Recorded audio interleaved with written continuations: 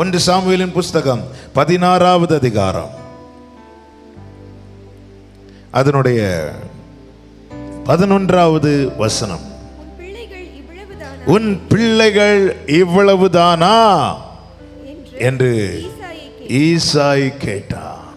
அதற்கு அவன், இன்னும் எல்லாருக்கும் இளையவன் ஒருவன் இருக்கிறான், அவன் ஆடுகளை மேய்த்துக் கொண்டிருக்கிறான் என்றான். அப்பொழுது சாமுவேல் ஈசாயை நோக்கி, ஆள் அனுப்பி அவனை அழைப்பி, அவன் இங்கே வருமட்டும் நான் பந்தியிருக்க மாட்டேன் என்றான். உன் பிள்ளைகள் இவ்வளவுதானா? உன் பிள்ளைகள் இவ்வளவுதானா? நமக்கு தெரியும், சாமுவேல் ஈசாயின் வீட்டிற்கு வருகிறான், அவர்களோடு கூட பந்தி இருக்கும்படி எல்லாரையும் அழைப்பிக்கிறான். பிள்ளைகள் எல்லாம் அழைச்சிட்டு வாங்கன்னு சொல்லும்போது ஈசா என்ன பண்ணுகிறார்? தாவீதை விட்டு மீதி எல்லாரையும் அழைச்சிட்டு வரார். அபிஷேக தைலத்தை ஒவ்வொரு பேர் தலையில ஊற்றும்படிக்கு போகும்போது ஆண்டவர் சொல்லுகிறார், இவன் அல்ல, இவன் அல்ல, இவன் அல்ல, இவனை நான் புறக்கணித்தேன், இவனை நான் புறக்கணித்தேன், மனுஷன் பார்க்கிறபடி நான் பார்க்க மாட்டேன், இவன் அல்ல, இவன் அல்ல என்று சொன்னபோது சாமுவேலுக்குள்ள ஒரு கேள்வி, இன்னும் இந்த வீட்டில் ஒரு நிறைவு வரலையே. இங்கே தானே கர்த்தர் என்னை அனுப்பினார், இந்த குடும்பத்தில் தானே அனுப்பினார், ஆனால் இந்த வீட்டில் இன்னும் ஒரு நிறைவு வரலையே. எனவே தான் ஈசாயை பார்த்து கேட்கிறான், உன் பிள்ளைகள் இவ்வளவுதானா? அப்பதான் ஈசாய் சொல்றேன், எனக்கு இன்னொரு பையன் உண்டு. உடனே சாமுவேல் கேட்கிறார், சொல்லுகிற வார்த்தையை கேளுங்க, அவன் இந்த பந்தியில் வந்து அமரும் மட்டும் நான் சாப்பிட மாட்டேன். ஆக்சுவலா தகப்பன் ஈசாய் அல்லவா இந்த உத்தரவாதம் எடுக்க வேண்டும். நான் உபவாசம் இருப்பேன். எதற்காக? எனக்கு இன்னொரு பையன் உண்டு, அவனும் இந்த பந்தியில் வந்து அமரணும். இது ஈசாய், இது உண்மையிலே அது தகப்பனுக்கு ஒரு பெரிய அடியும் ஒரு அவமானமும் கூட இல்ல. மறந்து விட்டான், தாவீதை மறந்து விட்டானா அல்லது இதற்கு எல்லாம் இங்கே வரமாட்டான் என்று ஒதுக்கி விட்டானா தெரியவில்லை. ஆனா கர்த்தர் கேட்கிறார், உனக்கு பிள்ளைங்க இவ்வளவுதானா? உன் பிள்ளைங்க இவ்வளவுதானா? நான் உன் கையில் தந்த பிள்ளைகள் இவ்வளவுதானா? இல்ல, இன்னொருத்தர் இருக்கிறான். எங்க? சாமுவேல் சாப்பிடலன்னா அந்த பந்தியில வேற யாரும் சாப்பிடக்கூடாது அப்படின்னு என்ன அர்த்தம்? அவன் இங்கே வரும் மட்டும் ஒருத்தர் சாப்பிடக்கூடாது. என கேட்கிற அன்பு பெற்றோரே, ஆண்டவர் நம் கையில் தந்த பிள்ளைகளை குறித்து நம்மிடத்தில் கணக்கு கேட்பார். உன் பிள்ளைகள் எங்கே? உனக்கு இவ்வளவு பிள்ளைங்க தானா? இல்ல, இன்னொருவன் இருக்கிறான், அவன் வரட்டும், அவன் வரும் மட்டும் நான் ஒன்றையும் புசிக்க மாட்டேன். அதை புரியும்படி சொல்றேன், அவன் வரும் மட்டும் நான் உபவாசிப்பேன். பிள்ளைகள் கர்த்தருடைய பந்தியில வந்து அமரணும், பிள்ளைகள் கர்த்தருடைய சமூகத்தில் வந்து இருக்கணும். இதுவே தகப்பன் அல்லது பெற்றோர் எடுக்கிற உத்தரவாதம். இதற்காக என்ன செய்ய போகிறோம்? இதற்காக தேவ சமூகத்தில் உபவாசித்து ஜெபிக்க போகிறோம். பிள்ளைகள் தேவ சமூகத்தில் வரணும், பிள்ளைகள் கர்த்தருடைய சந்நிதியில வரணும். அவன்லாம் வரமாட்டான், நான் மட்டும்தான், அவன்லாம் வரமாட்டான். இல்ல, உத்தரவாதம் எடுங்கள். நான் இந்த நாளிலே வேறொரு காரியத்துக்கான உத்தரவாதங்கிற வேர்டு வந்ததுதான் நமக்கு பிரசங்கம் ஓடுமே. உடனே அப்படி 3 நாள் 3 பிரசங்கத்தெல்லாம் ரெடி பண்ணு. ஆண்டவர் அதெல்லாம் நான் சொல்றது சொல்லு. ஆமென். இன்னைக்கு பிள்ளைகளுக்காக பெற்றோர் உத்தரவாதம் எடுக்கணும். 5 காரியங்களை மனதில் வைத்துக் கொள்ளுங்கள். 5 காரியங்கள். 1, ஆமென், சங்கீதம் 128:3 எழுதுறவங்க எழுதிக்கோங்க, தெரிஞ்ச வசனம், அதனால நான் சொல்லிக்கிறேன். உன் பிள்ளைகள் உன் பந்தியை சுற்றிலும் ஓலிவ மர கன்றுகளை போல் இருக்க வேண்டும். உன் பிள்ளைகள் உன் பந்தியை சுற்றிலும் இருக்க வேண்டும். ஒரு ஆளும் மிஸ் ஆக கூடாது. பிள்ளைகள் பந்தியை சுற்றிலும் இருக்க வேண்டும். ஒலிவ மர கன்றுகளை போல் இருக்க வேண்டும். ஓங்கி வளர்கிற விருட்சம் போல இருக்க வேண்டும். கர்த்தருடைய சமூகத்தில் நாட்டப்பட்டவர்களாக இருக்க வேண்டும். வந்து போகிறவர்களாக இருக்கக்கூடாது. இந்த விஷயத்தில் பெற்றோர் உத்தரவாதம் எடுக்க வேண்டும். என் பிள்ளை அதுல டாப், இதுல டாப், அப்படி டாப், இப்படி டாப், அதெல்லாம் தேவை. அது நான் அந்த 5 பாயிண்ட்ல வச்சிருக்கிறேன். ஆனா அது கடைசியா தான் ஆண்டவர் காட்டி தந்தார். முதல்ல என்ன? கர்த்தருடைய பந்தியில, கர்த்தருடைய சமூகத்துல ஒலிவ மர கன்றுகளை போல இருக்கணும். தாவீது சொல்லுகிறான், தன் தாயை குறித்து சொல்லுகிறான், நான் என் தாயின் பால் உண்கையில் என்னை உம்முடைய பேரில் நம்பிக்கையா இருக்க பண்ணினேன் என்று. அப்படின்னு என்ன அர்த்தம்? தாய் தன் தாவீதுக்கு பால் கொடுக்கும் போதே கர்த்தர் பேரில் இருக்கிற நம்பிக்கையை ஊட்டி கொண்டிருக்கிறாள். இதனுடைய ரிசல்ட் என்ன? 52வது சங்கீதத்தில் சொல்லுகிறார், நான் கர்த்தருடைய ஆலயத்திலே பச்சையான ஒலிவ மரத்தை போல இருக்கிறேன். ஆமென், ஆமென். பந்தியை சுற்றில ஒலிவ மர கன்றுகளை போல பிள்ளைங்க இருக்கணும்னா பிள்ளைகளுக்கு கிறிஸ்துவின் மேல் இருக்கிற நம்பிக்கையை ஊட்டணும். கர்த்தரை நம்பு. அதுதான் தாவீது சொல்லுகிறார் 71வது சங்கீதத்தில், நீர் என் சிறுவயது முதல் நீரே என் நோக்கமாயிருந்தீர். அப்படின்னு என்ன அர்த்தம்? சின்ன வயசுல எந்த ஒரு காரியம் கேட்கும் போதும் பிள்ளைகிட்ட என்ன சொல்லுவாங்க தெரியுமா? நீ நம்ம ஊர்ல இப்போ உள்ள சொல்ல, நீ ஏசப்பா கிட்ட கேளு, நீ ஏசப்பா கிட்ட கேளு. சின்ன வயசுல நீ என்கிட்ட கேட்கறது ரைட், ஆனா என்கிட்ட கேட்கறதுக்கு முன்னாடி நீ அவர்கிட்ட கேளு. தாவீது அப்படி பழக்கப்பட்டான், தாவீது அப்படி வளர்க்கப்பட்டான். எனவேதான் தாவீது சொல்லுகிறான், என் சிறு வயது முதல் நீர் என்னுடைய நோக்கமாயிருந்தீர்.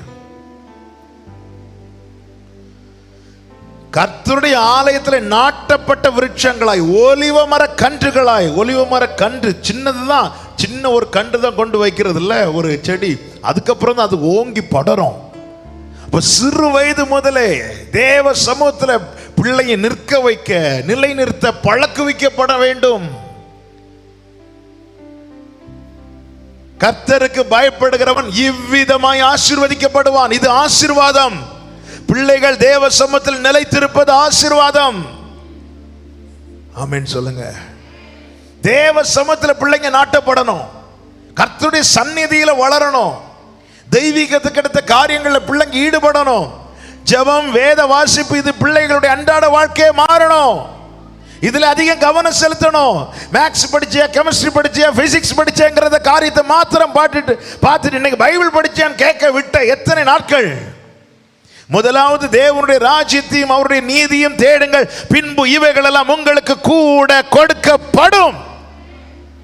பிள்ளைங்க நாட்டப்படணும் தேவ சந்நிதியில. பிள்ளையுடைய ஆவிக்குரிய வாழ்க்கை தொய்ந்து போகிறதை குறித்து பாரப்படவில்லை என்றால் நாம் பிள்ளைகளை சரியான வழியில் நடத்தவில்லை என்ற அர்த்தம். எல்லாமே நம்ம கைக்குள்ள இருக்கும் கிடையாதுங்க. சில காரியங்கள் கைவிட்டு போகும். அந்த நேரத்தில் தான் நம்ம பாரப்பட்டு தேவ சந்நிதியில சாமுவேல் சொல்லுகிற வார்த்தையை பிடித்து கொண்டு, அந்த இளையவன் இந்த பந்தியில் வந்து அமரும் மட்டும் நான் புசிக்க மாட்டேன்.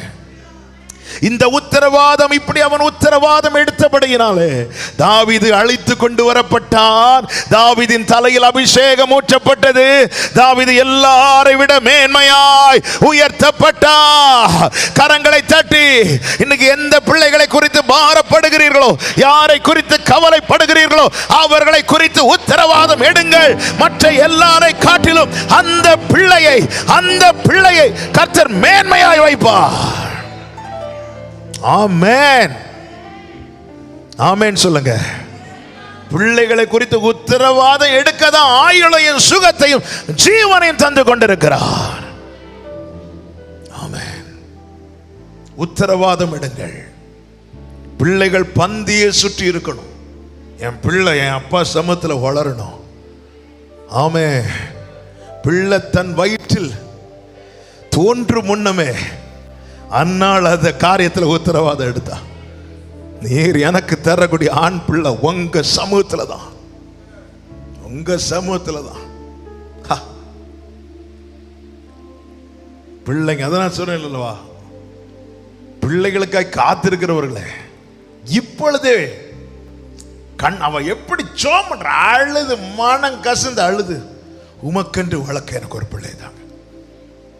என் பிள்ளை உங்க சமூகத்தில் இருக்கணும், ஆண்டவர் சமூகத்தில் இருக்கிறானா.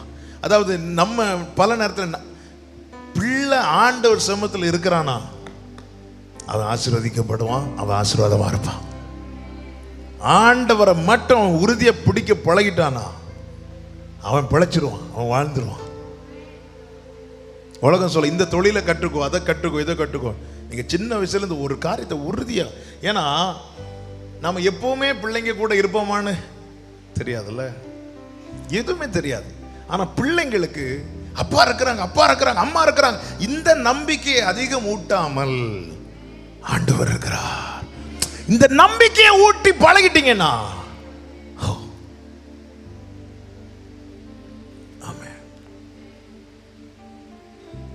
எதுவும் நிரந்தரம் கிடையாது.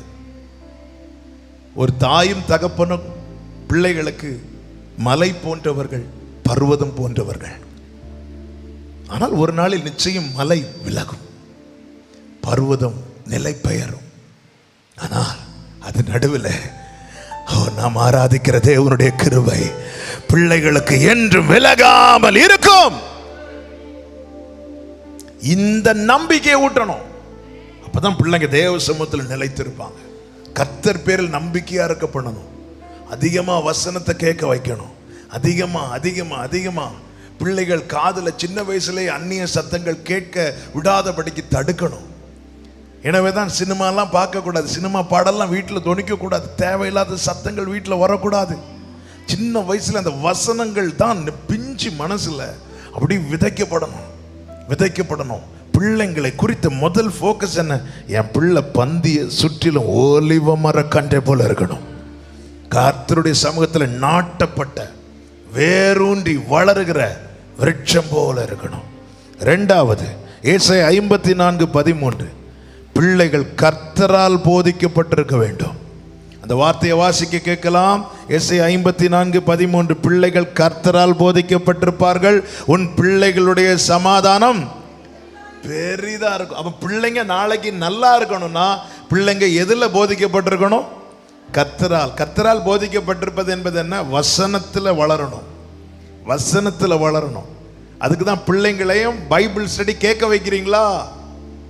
கேட்கிறோமா? பிள்ளைங்க பக்கத்துல இருத்தி வச்சு நாளைக்கு பிள்ளை சமாதானமா இருக்கணும்னா பிள்ளை கர்த்தரால் போதிக்கப்பட்டிருக்கணும். வசனத்துல கேட்க வைக்கிறோமா? உட்காந்து பிள்ளைங்க பக்கத்தில் உட்காந்து வசனத்தை கேட்க வைக்கிறோமா? வசனத்தை தியானிக்கிறோமா? நேற்று இரவு இந்த வார்த்தையை பேசும்போது ஆண்டவர்கிட்ட நான் என்ன சொன்னேன் தெரியுமா? ஆண்டவர், இவைகளை பேச நான் எவ்விதத்திலும் பாத்திரவான் அல்ல. ஆண்டவர் சொன்னார், நீ பயப்படாமல் மௌனமா இராதே, பேசு அப்படின்னார். நிறைய காரியங்களை கற்றுத்தந்தார். உள்ளம் நடுங்கினது. ஆமா, நான் இன்னும் செய்திக்குள்ளே போகவில்லை. ஆனால் பிள்ளைகளுடைய சமாதானம் பெரிதா இருக்க வேண்டுமானால் வசனம் கர்த்தரால் போதிக்கப்பட்டிருக்கணும். சண்டே ஸ்கூலுக்கு பிள்ளைங்களை விரும்பி அனுப்புகிறோமா? இந்த லாக்டவுன்ல தேடியும் கிடைக்கல சண்டே ஸ்கூல். ஆனா இதுக்கு முன்னாடி திறந்த வாசல் இருந்ததே. எத்தனை பிள்ளைங்களை விரும்பி அனுப்புறோம்? உண்மையிலே பிள்ளைகளுடைய சமாதானத்தை விரும்புகிறோமா? நாம வேதம் என்ன எது சமாதானம் சொல்லுதோ அப்படி அந்த மார்க்கத்தின் வழியாக தான் சமாதானம் கிடைக்கும். எது சமாதானம்? கர்த்தரால் போதிக்கப்பட்டிருப்பார்கள், உன் பிள்ளைகளுடைய சமாதானம் பெரிதா இருக்கும். நாளைக்கு பிள்ளை வாழ்ந்து எந்த நிலையில் இருந்தாலும் பிள்ளை சமாதானமா இருக்கணும்னா உள்ள வசனம் இருக்கணும். பிள்ளைங்களை இப்படி நம்ம பழக்க வைக்கணும். இந்த விஷயத்துல உத்தரவாதம் எடுக்கணும். இந்த காரியத்தில் உத்தரவாதம் எடுத்தே ஆக வேண்டும். அதற்கு தான் தேவன் நமக்கு சுகத்தையும் பலத்தையும் ஜீவனையும் கிருபைகளையும் தந்திருக்கிறார். இந்த வார்த்தை பேசும்போது, ஆண்டவரே எனக்கு அந்த கிருபை தாங்கப்பா. இத்தனை நாட்கள் ஒருவேளை நான் வீணாக்கி இருக்கலாம். இனி என் கைக்குள்ள ஆண்டவர் ஒரு பிள்ளை ஒரு குறிப்பிட்ட அளவு வளர்றது வரைக்கும் தான் நம்ம கண்ட்ரோல்ல பிள்ளைங்க. அதுக்கப்புறம் அவங்க கண்ட்ரோல்ல தான் நம்ம போக வேண்டிய ஒரு சூழ்நிலை ஆகிவிடும். இல்ல, அதுதானே வாழ்க்கை. அப்போ ஆண்டவர் என் கண்ட்ரோல்ல இருக்கிறதுக்குள்ளேயே என் பிள்ளைய உமக்கு நேரா திருப்பிடணும். ஆண்டவரே அதுக்கு நான் என்ன செய்யணும்? அந்த உத்தரவாதம் எடுத்து சமூகத்தில் பிள்ளைக்காய் ஜெபிக்க, பிள்ளைக்காய் உபவாசிக்க, பிள்ளையோடு உம்மை குறித்து பேச எனக்கு கிருபை தாரும் ஆண்டவரே. ஒவ்வொரு தேவ பிள்ளையை புரிந்து கொள். நமக்கு கொடுக்கப்படுகிற ஒவ்வொரு நாளும் ரொம்ப பிரஷியஸ். அருமையான ஒரு பாடல் என்னுடைய தகப்பனார் எழுதியிருக்கிறார். என்னிலும் பக்தன்மார், என்னிலும் சக்தன்மார், எத்தனையோ பேர் வீணு போய் ஏழையாம் ஞான் நின்றே சந்நிதியில் இன்னும் നിൽക്കുന്നതും കൃപയേ. பாருங்க, இந்த எலியா போதும் ஆண்டவரேன்னு சொல்லி சூரஜ் செடிக்கு கீழே படுத்துட்டான். படுத்தது ஆண்டவர் தட்டி எழுப்பி, ஓடு, நீ செல்ல வேண்டிய தூரம் வெகு தூரம்னு ஓட விட்டா. அதுக்கப்புறம் தான் என்ன ஆகுது அப்படின்னா, எலிசா மேல சால்வை விழுது. நீங்க படிச்சீங்கன்னா தெரியும், எலியா எடுத்து கொள்ளப்படும் வரைக்கும் எலிசாவோடு கர்த்தருடைய வார்த்தையை போதித்து கொண்டே இருந்தான். அதனுடைய ரிசல்ட் என்ன தெரியுமா? எலியா போன பிற்பாடு எலிசா வாயிலிருந்து வந்த வார்த்தை, எலிசாவின் தேடல் யாரா இருந்தது தெரியுமா? எலியாவின் தேவன் எங்கே? ஹல்லேலூயா. உண்மையில போகிறது வரைக்கும் போகும்போது எலியாவை பார்த்து, தகப்பனே தகப்பனே, இஸ்ரவேலுக்கு ரதமும் குதிரையுமா இருந்தவரே, என் தகப்பனேன்னு கதர்னார். எலியா போனதுக்கு அப்புறம் எலிசாவுடைய தேடல் எதுவா இருந்துச்சு தெரியுமா? ஐயோ எலியா போயிட்டார், அவ்வளவுதான், எல்லாம் போச்சு. அப்படி இல்லை. எடுத்து கொள்ளப்படும் வரைக்கும் எலிசாவுக்கு ஒரு நம்பிக்கையை ஊட்டி கொண்டே இருந்தான். அந்த தேடல், எலியாவின் தேவன் எங்கே? அதுக்கப்புறம் எலியாவை தேடல எலிசா. அதுக்கப்புறம் எடுத்து வைக்கிற ஒவ்வொரு ஸ்டெப்லையும், ஒவ்வொரு சூழ்நிலையிலும் எலிசாவின் தேடல் யாரை குறித்து இருந்தது தெரியுமா? எலியாவின் தேவனை குறித்து. மோசே மரித்த போது, மோசே இல்லையேங்கிற ஏக்கத்தோடு யோசுவா நின்ற போது கர்த்தர் பேசி, நான் மோசையோடு இருந்தது போல உன் கூடவும் இருப்பேன். இந்த வார்த்தையை ஏற்கனவே சொன்னார் மோசையை கொண்டு. உபாகமத்தில் ஆல்ரெடி சொல்லிவிட்டார். அதன் பிறகு யோசுவாவின் தேடல் மோசே அல்ல, மோசேயின் தேவன். பிள்ளைங்களுக்கு இந்த நம்பிக்கையை நம்ம உறுதியா ஊட்டுவோமே ஆனால், இதிலே பிள்ளைகள் போதிக்கப்பட்டு வளர்க்கப்படுவார்களே ஆனால், அவர்கள் அசையாமல் நிலைத்திருக்கும் சீயோன் பர்வதத்தை போல இருப்பார்கள். கைகளை உயர்த்தி ஆமேன்னு சொல்லுங்க பார்க்கலாம். பிள்ளைகள் போதிக்கப்படணும். கர்த்தர், இது நம்ம எடுக்கிற உத்தரவாதம். இல்லை என்றால் தாவீதின் தகப்பனை பார்த்து கேட்ட கேள்வி நம்மை பார்த்து வரும், உனக்கு இவ்வளவுதான் பிள்ளைகளா? ஆண்டவரே, ஏன் இந்த பிள்ளை நல்லா ஆராதிப்பா, அந்த பையன் எங்க? அவன் வரமாட்டான். அவனை கொண்டு வர்றது வரை யாரும் சாப்பிடக்கூடாது. ஆமென். அவன் வரணும். உன் பிள்ளை இல்லை, உன் பிள்ளைகள் கர்த்தருடைய பந்தியை சுற்றிலும், உங்கள் பந்தியை சுற்றிலும் ஒலிவ மர கன்றுகளை போல இருப்பார்கள். அந்த உத்தரவாதம் எடுக்கதான் ஆராதனையில பாடினோமே, தீபம் அணையாமல், இந்த தீபத்தை அணைய விடாமல் கர்த்தர் காக்க காரணம் என்ன? எடுக்க வேண்டிய உத்தரவாதத்தை எடுக்கவில்லை என்றால், அன்று சாமுவேல் எப்படி ஈசாயை பார்த்து கேட்டானோ, அதே போல நாளை தேவ சந்நிதியில் போய் நிற்கும் போது இதே கேள்வி வரும், எங்க உன் பிள்ளை? நேத்து காயினை பார்த்து கேட்டு, எங்கே உன் சகோதரன்? பிள்ளைகள் கர்த்தரால் போதிக்கப்பட்டிருக்கணும். கர்த்தருடைய சத்தம் வீட்டில் கேட்கணும். அந்நிய சத்தத்துக்கு இடம் கொடாதிருங்கள், செவி கொடாதிருங்கள். சின்ன வயசுல நீங்க அப்படி பழகுனீங்கன்னா நாளைக்கு வீட்டில் பிள்ளை சினிமா பாட்டை போட்டு கேட்க மாட்டான். நல்ல கவனமா கேளுங்க. பிள்ளையுடைய சமாதானம் பெரிதா இருக்க வேண்டுமானால் பிள்ளைகள் கர்த்தரால் போதிக்கப்பட்டிருக்க வேண்டும். பிள்ளைங்களை பக்கத்தில் உட்கார வச்சு வசனம் கேளுங்க.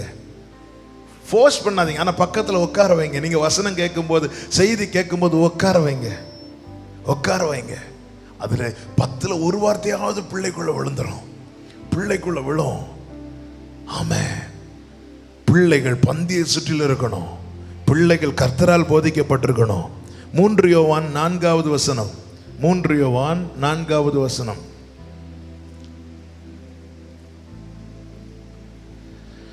என் பிள்ளைகள் சத்தியத்திலே நடக்கிறார்கள் என்று நான் கேள்விப்படுகிற சந்தோஷத்திலும் அதிகமான சந்தோஷம் எனக்கு இல்லை. 3வது, பிள்ளைங்க எதுல நடக்கணும்? முதல்ல பந்தியில இருக்கணும். 2 வசனத்துல வளரணும். 3 சத்தியத்துல நடக்கணும். சத்தியத்துல நடக்கணும்னா சத்தியத்தை அறியணும். அதுதான் 2வது பாயிண்ட் சொன்னேன். எது சத்தியம்? வசனமே சத்தியம். சத்தியத்தை முதல்ல அறியணும்.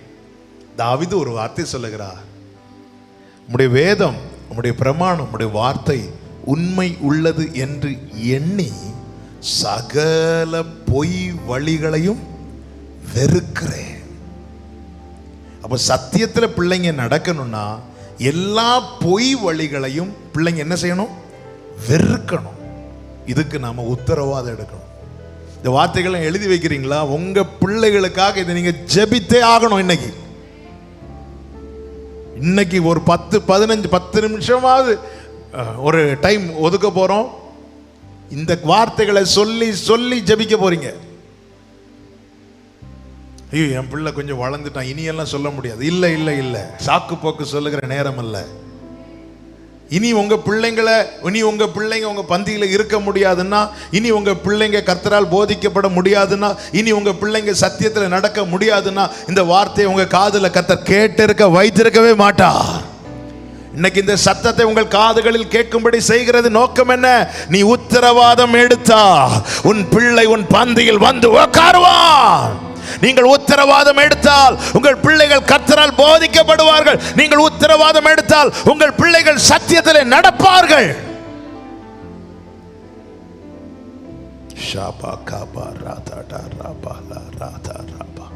நாலாவது, அவர் மேல் வாஞ்சியா இருக்கணும். சங்கீதம் 91:14, சங்கீதம் 91:14. அவன் என்னிடத்தில் வாஞ்சியா இருக்கிறபடியால் என்ற ஒரு வார்த்தை வரும் அல்லவா? அவர் மேல் வாஞ்சியா இருக்கணும். பிள்ளைங்க கர்த்தர் மேல் வாஞ்சியா இருக்கணும். வாலிப பிராயத்திலே சிருஷ்டிகரை நினைக்கணும்.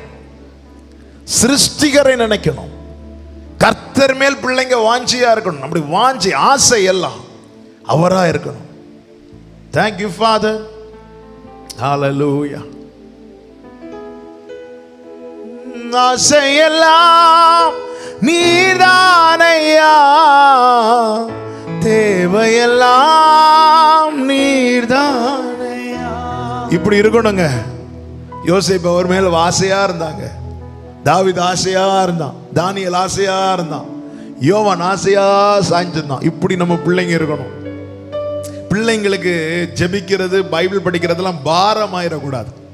இன்னைக்கு நிர்பந்தத்தின் பேர்ல படிக்கிறாங்க. அப்படி இருக்கக்கூடாது. நம்ம ஜெபம் பண்ணணும். எப்படியாவது படிக்கிறானே அது போதும், திருப்தி அடையக்கூடாது. உத்தரவாதம் எடுக்கணும். அப்போ அவன் ஆசையா பைபிளை தேடணும்பா காலையில. அப்படி என் பிள்ளைகிட்ட நான் இதுவரை பார்க்கலையே ஆண்டவரே, நான் கண் விழித்து பார்க்கும்போது என் பிள்ளை ஜெபம் பண்ணிட்டு இருக்கதை நான் பார்க்கணும்பா. இத்தனை நாள் நான் பார்க்கலையே ஆண்டவரே. யாரு உத்தரவாதம் எடுக்க போறா அதுக்காக? சாமுவேல் இருக்கிறாரு. சாமுவேல் பாஸ்டர் எல்லாம் ரைட்டு தான். ஆனா கொஸ்டின் யார்கிட்ட வருது தெரியுமா? தகப்பன்ட்ட தான் வருது. எங்க உன் பிள்ளை? சாமுவேல் கூட சேர்ந்து ஃபாஸ்டிங் இருக்க முடியும். ஆனா ஈசாயே, அவன் இங்க வர உத்தரவாதம் நீ தான் எடுக்கணும். இன்னைக்கு கம்பல்ஷன்ல பார்க்கும்போது எல்லாம் பைபிள் எடுத்துச்சோம். இது இல்ல, உள்ளம் துடிக்கணும். என் பிள்ளை வாஞ்சிக்கணும். ஆண்டவரே, உம்மேல் வாஞ்சையாயிருப்பதனா என்னை விடுவிப்பீர் நிச்சயமா, உம் நாமத்தை அறிந்ததனா வைப்பீர் உயர்ந்த அடைக்கலத்து. ஆண்டவரே, இது மட்டும் பிள்ளைக்கு இருந்துட்டுனா அவன் சேஃப். ஆண்டவரே, அவன் நல்லா இருப்பான். ஆண்டவரே, உங்க மேல அந்த வாஞ்சை இருக்கணும் போய் என் பிள்ளைக்கு. இன்னைக்கு ஜோம் பண்ணலன்னு அம்மா அடிப்பாங்க, அப்பா அடிப்பாங்க. ஜோம் பண்ணலன்னு ஐயோ சர்ச்சு பாஸ்டர் பார்த்துட்டு இருக்க. இதை தாண்டி என் பிள்ளை காலில் எழும்புனது உங்க சமூகத்தை நாடணும். ஆண்டவரே, இப்படி சந்நிதியை தேடணும்ப்பா. அந்த வாஞ்சையை போய் என் பிள்ளைக்குள்ள வரணும். இதற்கு உத்தரவாதம் பெற்றோரே எடுக்கணும். ஆண்டவரே, அதாவது அப்பாவை, என் பிள்ளை அப்பாவை தேடுறதை விட, அம்மாவை தேடுறதை விட உங்களை தேடணும். ஆண்டவரே, ஆமென். அதாவது என்ன, என் பிள்ளை என்ன ஒரு நாள் 10 தடவையாவது அப்பா என்று அழைக்குமானால் உங்களை 100 தடவை அப்பான்னு கூப்பிடணும். ஆண்டவரே,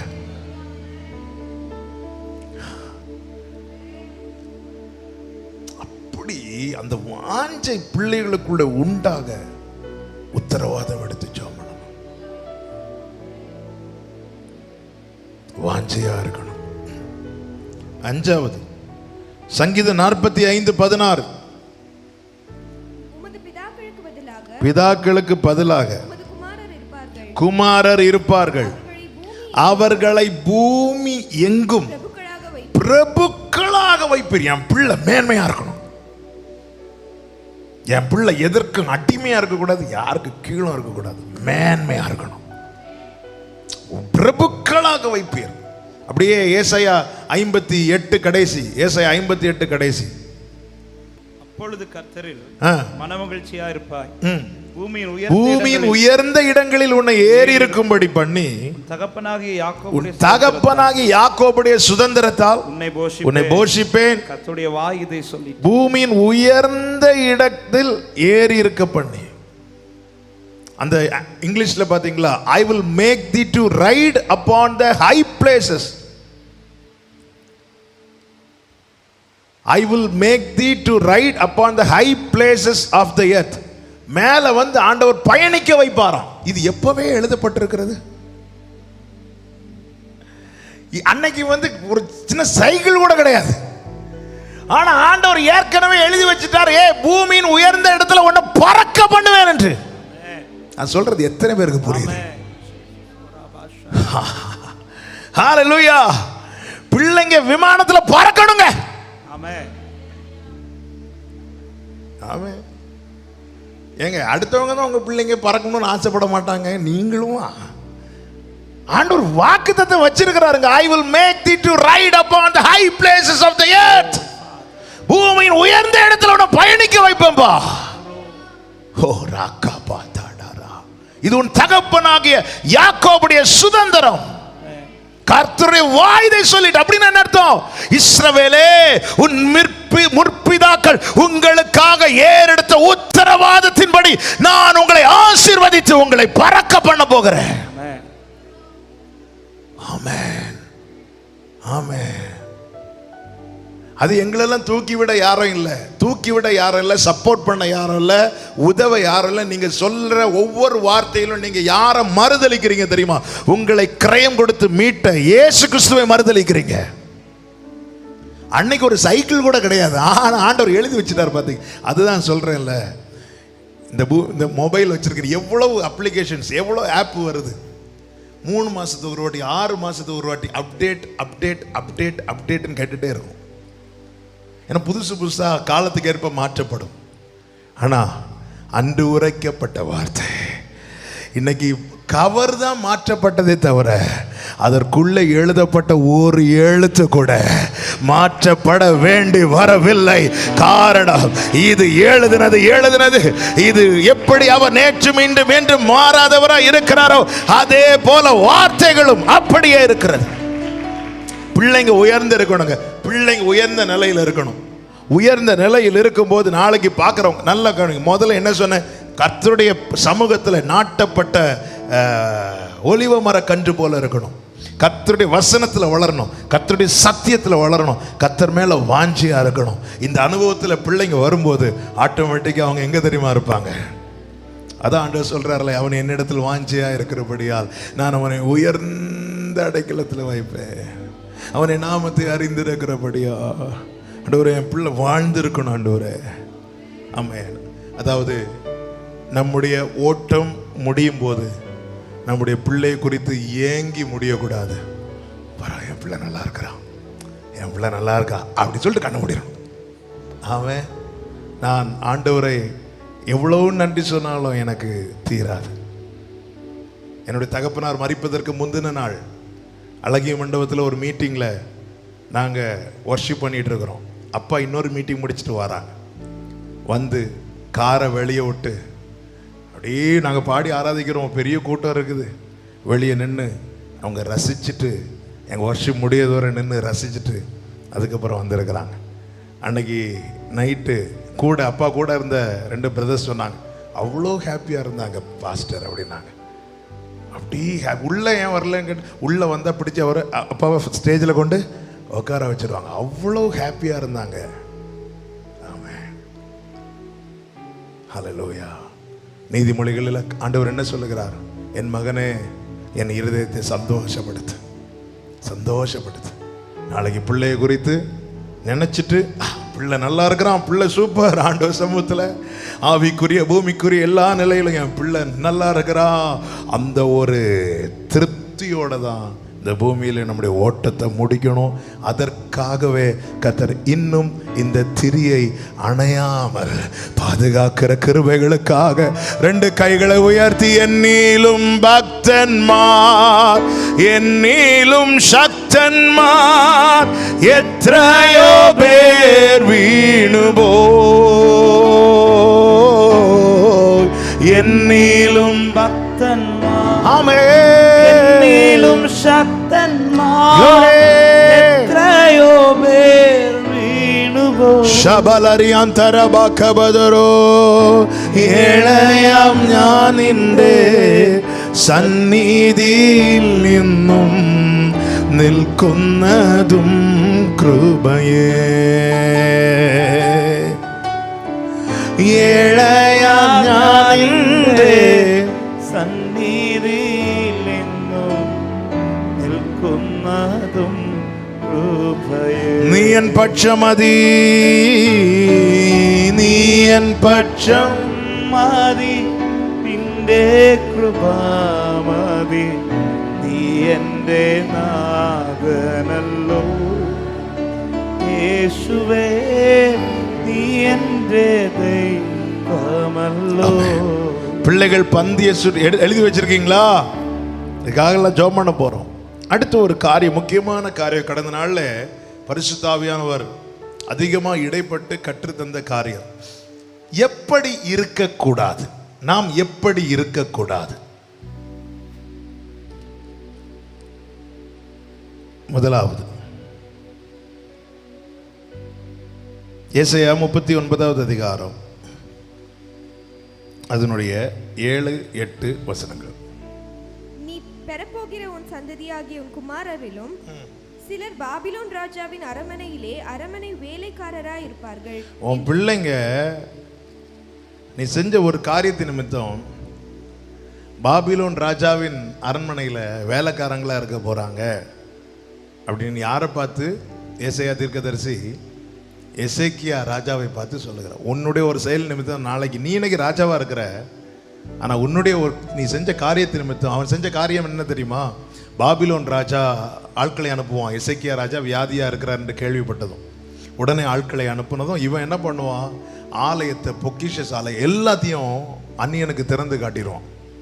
அவன் அதை மனதில் வைத்து கொண்டு போகிறான். ஆண்டவர் சொல்லுகிறார், இந்த செயலின் நிமித்தம் நாளைக்கு பாபிலோன் படையெடுத்து வந்து அத்தனையும் அபகரித்து கொண்டு போயிடுவான். நீ செய்த இந்த செயலின் நிமித்தமாய் உன் பிள்ளைங்க நாளைக்கு, உன் பிள்ளைங்களில் சிலர் ராஜாவாக இருக்க வேண்டிய பிள்ளைங்க நாளைக்கு வேலைக்காரங்களா இருக்க போறாங்க. இதை கேட்டதும் எசேக்கியா சொன்ன வார்த்தை என்ன தெரியுமா? அடுத்த வசனம். அப்பொழுது எசேக்கியா ஏசாயாவை நோக்கி, நீ சொன்ன கர்த்தருடைய வார்த்தை நல்லதுதான் என்று சொல்லி என் நாட்களிலாவது சமாதானமும் உண்மையும் இருக்குமே என்றான். எசேக்கியாவாய் இராதிருங்கள். இந்த விஷயத்துல எசேக்கியாட்ட நிறைய நல்லது இருக்கு, ஆனா இந்த விஷயத்துல எசேக்கியாவை இராதீங்க.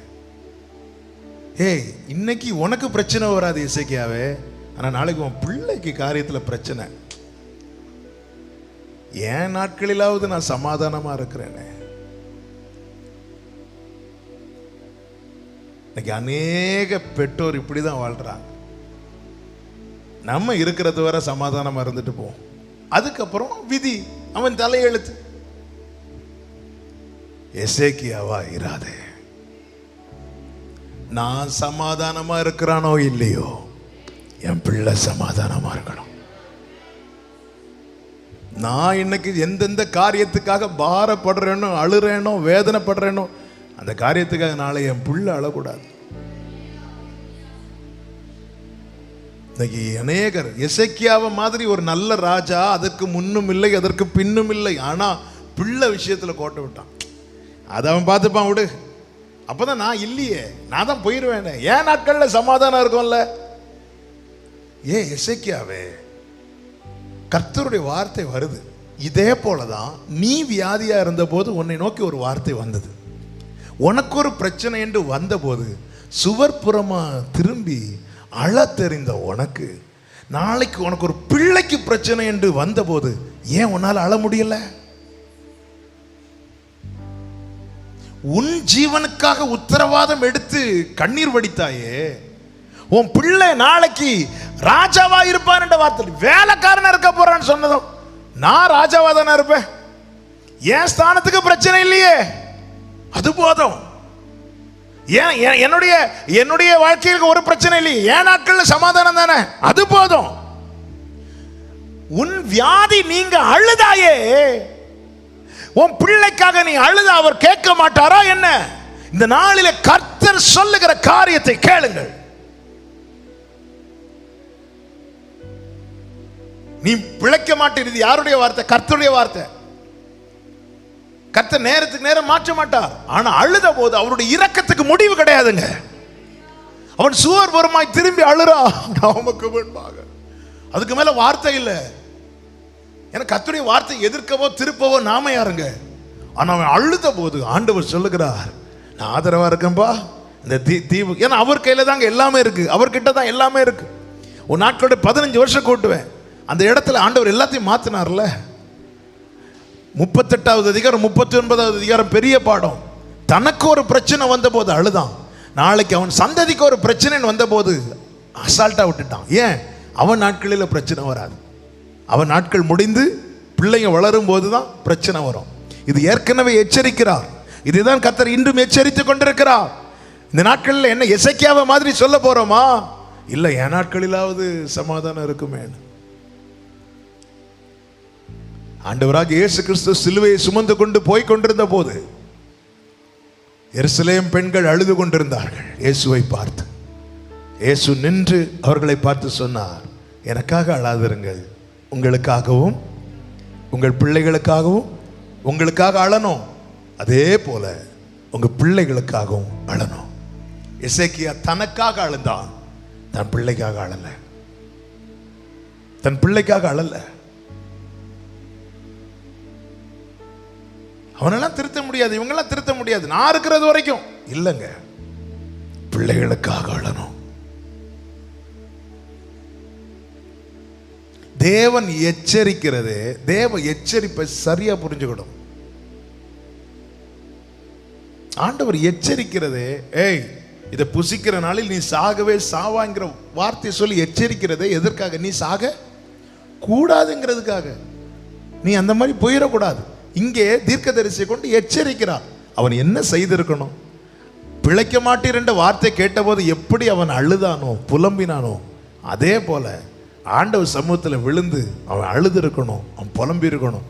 ஆண்டவரே என்னன்னாலும் பண்ணிருங்கப்பா, என் பிள்ளைய விட்டுருங்கப்பா, என் பிள்ளைங்க நல்லா அழுது இருக்கணுமா வேண்டாமா? Price the Lord. செய்ய தவறிட்டான். இது நாமளே டிசைட் பண்ணிடுவோம், இவன் திருந்த மாட்டான், இவனை திருத்த முடியாது. ஆமென். கர்த்தர் நாளைக்கு கேட்பார், இவ்வளவுதான் உங்களுக்கு பிள்ளைங்களா? எங்க உன் பையன், எங்க உன் பொண்ணு? ஆமென்.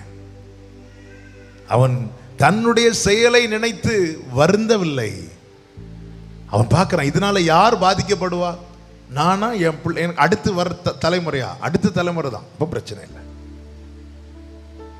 அதனுடைய விளைவுகள், அடுத்த தலைமுறையினர் தேவ சமூகத்தை விட்டு தள்ளப்பட்டார்கள், பாபிலோனுக்கு அடிமைகளாய் கொண்டு போகப்பட்டார்கள். அங்கே 70 வருடம் அடிமையாக்கப்பட்டு சிறைப்படுத்தப்பட்டார்கள். உன் பிள்ளைகளுடைய சமாதானம் பெரிதாய் இருக்கும்படிக்கு உன்னுடைய காரியங்கள் இருப்பதாக. எசேக்கியாவை போல இந்த விஷயத்தில் காணப்படாதிருங்கள். 2வது பாருங்க, சவுல். 1 சாமுவேல் 20வது அதிகாரம் 32 33 வசனங்கள். யோனத்தான் தன் தகப்பனாகிய சவுலுக்கு பிரதியுத்தரமாக, அவன் ஏன் கொல்லப்பட வேண்டும்? அவன் என்ன தாவீதை குறித்து, தாவீது மேல சவுல் அவ்வளவு கடுப்புல இருக்கிறான், தாவீது கையில கிடைச்சா கொன்றுவேன் அப்படின்னு கேட்கும் போது சவுல் என்ன பண்றான் பாருங்க. அடுத்த வசனத்தை வாசிங்க. அப்பொழுது சவுல் அவனை குத்தி போட அவன் மேல் ஈட்டியை எறிந்தான். தாவீதை கொன்று போட தன் தகப்பன் தீர்மானித்திருக்கிறான் என்பதை அப்பொழுது சவுல் அவனை குத்தி போட, யாரை குத்தி போட? யோனத்தான குத்தி போட ஈட்டி எறிந்தான். யார் மேல உள்ள கோபத்துல? தாவீது மேல உள்ள கோபத்தை பிள்ளைகிட்ட காட்டுறான். Praise the lord. Amen. Live ஓடுதா? ஓகே. இந்த வார்த்தை எல்லாரும் கேட்கணும். அதுக்கு தான் எனக்கு தெரியும் இந்த மாதிரி தடைகள்லாம் வரும். ஆனாலும் கர்த்தர் தடையை மாட்டுவார். யார் மேல உள்ள கோபத்தை பிள்ளைகிட்ட காட்டுறான்? வேறொருவன் மேல் உள்ள கோபத்தை வீட்டில் வந்து காட்டுறது.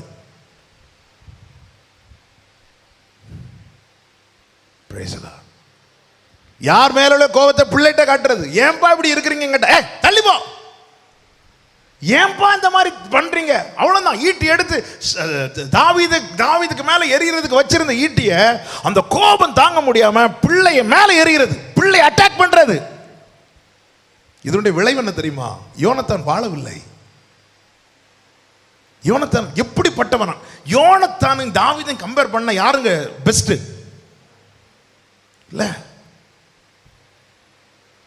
ஆனா தகப்பன் ஈட்டிய பையன் மேலே எறிகிறான். அடுத்த வசனம் பாத்தீங்கன்னா கோபத்தோடு எழும்பி போயிடுவான் பாருங்க. 34வது வசனம். கோபதாபமாய் பந்தியை விட்டு எழும்பி போயிட்டான். யார் மேல உள்ள கோபத்தை பிள்ளை மேல காட்டுறது, பிள்ளை மேல வீட்டில் வந்து காட்டுறது. ஆபீஸ்ல உள்ள கோபத்தை வீட்டில் வந்து, பிள்ளைங்களுக்கு தெரியாது, அப்போதான் வருவாங்க பிள்ளைங்க மேல எரிஞ்சு விழுவாங்க பாருங்க. ஏதோ கோபத்தை மனசுல வச்சுட்டு பிள்ளைங்களை அடி அடி நடிப்பாங்க, பார்த்துருக்கீங்களா? இந்த மாதிரி இருக்காதீங்க. அந்த பிள்ளை பந்தியை விட்டு எழும்பி போயிடும். அந்த பிள்ளை எழும்பி போயிடும். ஆமே, நாளைக்கு ஆண்டவர் கணக்கு கேட்பார். நாளைக்கு ஆண்டவர் கேட்பார், எங்க உன் பையன்? சவுல்ட்ட நிச்சயம் கேட்டிருப்பார்ல, எங்க யோனத்தான்? யோனத்தான் எங்க? யோனத்தான் வந்து கரெக்ட் பண்றான். அப்பா உங்கள்கிட்ட இந்த தப்பு இருக்குப்பா. சிலர் பாருங்க, இந்த பரம்பரை சண்டைகள் ஓடும். ஏன் தெரியுமா? பிள்ளைங்களுக்குள்ள அந்த தீமையை ஊட்டுவாங்க. 4 பிள்ளைங்க இருப்பாங்க, 3 பிள்ளைங்க இருப்பாங்க, 5 பிள்ளைங்க இருப்பாங்க. அந்த சின்ன வயசுலேருந்தே அந்த ஆளை வந்து ஒரு பகையாளியாவே ஊட்டுவாங்க பாருங்க. பிள்ளைங்க வளரும்போது ஒரு சில பிள்ளைங்களுக்கு என்ன ஆகும்னா விஷயம் தெரிய வரும்போது கரெக்ட் பண்ண வருவாங்க. அந்த யோனத்தான மாதிரி. எப்பவுமே அப்பா சென்டிமெண்ட் வேற, அம்மா சென்டிமெண்ட் வேற. ஆனாலும் சில சரி எது தப்பு என்பதுங்கிற உணரும் போது, அம்மா இது தப்புமா, இது இந்த தப்பு உங்ககிட்ட தான் இருக்குன்னு சொன்னா உடனே அந்த பிள்ளையே விரோதியா பார்க்கறது. அப்பா இது தப்புப்பா, இந்த விஷயத்துல நீங்க தான்ப்பா தப்பு பண்ணீங்கன்னு சொன்னா அவ்வளவுதான். இவன் அல்லது இவளை யாரோ ஏதோ பண்ணிட்டாங்க, இவனை யாரோ ஏதோ பண்ணிட்டாங்கன்னு சொல்லி அதுக்கப்புறம் அவனை கார்னர் பண்றது, அவளை கார்னர் பண்றது. இல்லைங்க, சவுலா இருக்காதீர்கள். எதுக்கு யோனத்தான் மேல ஈட்டி எடுக்கிறீங்க? இதுக்கு காரணம் என்ன? யார் மேலேயோ வைத்த பகை வளர்ந்து கடைசியில் எங்க அடிக்குது பாருங்க? யோனத்தான் மேல. வீட்டில் உங்களுக்கு கொடுக்கப்பட்ட பிள்ளைகளுக்கு உத்தரவாதி நீங்கள். பிள்ளைகளுக்குள்ளே ஒருபோதும் நஞ்சையும் பகையையும் விரோதத்தையும் ஊட்டாதிருங்கள். நாளை நீங்கள் கையில் எடுக்கிற ஈட்டி தாவீதை எறிவதற்காக எடுத்தாலும் அது யோனத்தான் மேலதான் போய் படும் என்பதை அறிந்து உணர்ந்து செயல்படுங்கள். என்ன அப்படி சைலண்ட் ஆயிட்டீங்க அப்படின்னு இருக்கீங்களா? சிலர் நினைக்கலாம் என்னையே டார்கெட் பண்ணி பேசுவது போல் இருக்கிறது. அப்படி உங்களுக்கு தோன்றுகிறது என்றால் உங்களை தான் பேசுறேன். ஹல்லேலூயா. யோனத்தான் பந்தியில் இருக்கக்கூடியவங்க. இன்னைக்கு பந்தியில் இருக்கக்கூடியவன் கோபமா பந்தியை விட்டு எழும்பி போக காரணம் என்ன கேட்டா சொல்லுவாங்க, என் பிள்ளை சரியில்லை, என் பிள்ளை வரமாட்டான். என்ன பண்ணீங்க நீங்க? தாவீது மேல இருக்கிற கோபத்தை பையன் மேல காட்டுறது. யார் மேலேயோ இருக்கிற கோபத்தை வீட்டில் இருக்கிற பிள்ளைங்க மேல காட்டுறது, மனைவி மேல காட்டுறது, புருஷன் மேல காட்டுறது. இது என்ன ஆயிரும்? கடைசி வரை அந்த பந்தியில நிலைத்திருக்க முடியாது. அவன் கோபதாபமா எழும்பி போயிட்டான். யோனத்தானுக்கு கோபம் உண்டாயிட்டு. வேதம் என்ன சொல்லுகிறது? கொலோசியர் 3:21, உங்கள் பிள்ளைகள் திடனற்று போகாதபடிக்கு, அந்த வசனத்தை வாசிங்க. கொலோசியர் 3:20, பிதாக்களே உங்கள் பிள்ளைகள் திடனற்று போகாதபடிக்கு அவர்களுக்கு கோபம் ஊட்டாதிருங்கள். இந்த சவுலினுடைய இந்த செயல் யோனத்தானுக்கு கோபம் வந்துட்டு, எங்க அப்பா இப்படி பண்றாரு. அது என்ன ஆயிட்டு? அவனை திடனற்று போக பண்ணிட்டு அவனால வாழ்ந்திருக்க முடியவில்லை. Thank you Father. சவுலை போல இருக்காதீங்க. கர்த்தருக்கு மகிமை உண்டாவதாக. யார் மேல உள்ள கோபத்தை பிள்ளைங்கிட்ட காட்டாதீங்க. உத்தரவாதியா இருக்க வேண்டியவர்கள். ஆமென். யார் மேல உள்ள கோபம், தாவீது மேல உள்ள கோபம், அவன் நியாயம் பேசுறான்னு கேளுங்க. குழந்தைகள் பாலகர் வாயினாலும் கர்த்தர் என்ன உண்டு பண்ணுவாராம்? பலன் உண்டு பண்ணுவார். சில நேரத்து ஆலோசனை பிள்ளைங்க மூலமாகவும் வரும். ஆமென். கேளுங்க, என்ன சொல்றேன் கரெக்டு தானே? இது என்னன்னா, நான் இன்னார பகைக்கிறேன், அதனால என் பிள்ளை அவங்கள பகைக்கணும். எனக்கு அவங்க விரோதி, அதனால என் பிள்ளைக்கு அவங்க விரோதி. என் பிள்ளை போய் அவங்கள்ட்ட பேசிடக்கூடாது, அவங்களுக்காக என்கிட்ட வந்து நின்றக்கூடாது. அப்படி நின்னா நான் ஈட்டி எடுத்து, நமக்கு ஈட்டியெல்லாம் வைக்க மாட்டோம், ஆனால் ஈட்டியை விட கொடூரமான ஒரு ஆயுதத்தை வாய்க்குள்ள வச்சிருக்கிறோம். வச்சிருக்கீங்களா? இப்போ காட்டாம நீங்க மாஸ்க் போட்டிருக்கீங்க, ஆனால் வீட்டில் போனதும் உங்க ஆப்போசிட்ல இருக்கிறவங்களுக்கு இந்த மாஸ்க் போட்டு விட்டுட்டு நீங்க பேசிட்டு இருப்பீங்க. ஏன்பா இப்படி பண்றீங்க? ஏய், நீ அவங்க கூட சேர்ந்துட்டு என்ன உடைஞ்சு வா, என்ன ஈட்டி குத்து குத்துன்னு குத்தி கீறி போட்டு, அவன் கொஞ்ச நேரம் கூட இருந்திருந்தா சவுல் அவனை கொன்னு இருப்பான். யார் மேல உள்ள கோபத்தை, வைராக்கியத்தை, ஆமென், நல்ல கவனமா கேளுங்க. எப்பவுமே என்ன ஜெபம் பண்ணணும்னா, ஆண்டவரே என்கிட்ட நன்மையும் இருக்கு தீமையும் இருக்குப்பா, என்கிட்ட இருக்கிற நன்மை மாத்திரம் என் பிள்ளைக்குள்ள வளரணும் ஆண்டவரே. அப்படி ஜெபம் பண்ணணும். அதுதான் உத்தரவாதம் எடுக்கிறது. உத்தரவாதம் எடுத்தீங்க என்ன? ஆண்டவரே நான் தாவீதை பகைக்கிறேன், இது யோனத்தான் நேசிக்கிறேன் ஆண்டவரே. அந்த சேஞ்ச், அந்த மாற்றத்தை பார்த்து சவுலே நீ திருந்தி இருக்கணும். என்ன மாதிரி என் பிள்ளை இல்லையே, இது என்ன மாதிரி அவன் இல்லை, எனக்குப்பா இப்படி ஒரு பையன் பிறந்திருக்கான் பாரு அப்படின்னு சொல்லி அவனை கார்னர் பண்ணி நாக்கு என்னும் ஈட்டியினால எவ்வளவு தாக்க முடியுமோ தாக்கி அவனை பந்தியை விட்டு எழுப்பி போக பண்ணுகிறது.